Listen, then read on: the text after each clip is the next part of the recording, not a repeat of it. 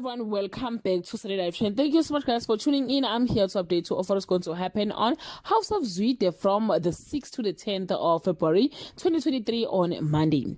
Faith discovers a shocking truth via Alex while Sandile becomes disturbed by Neo's behavior on Tuesday. A determined Faith makes a deal with the devil and Sandile is forced to have an extremely awkward conversation on Wednesday. Faith outlines her devious plan to Nomsa while Honor started to have her own concern over the vibe at the office on Thursday. Nomsa acquires some incriminating evidence and Neo leaves Honor even more confused than ever on Friday.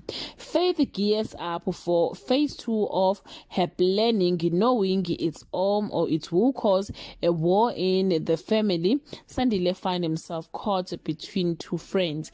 Well guys, this is all I have for today. You can leave your comment below and share your opinion. Bye.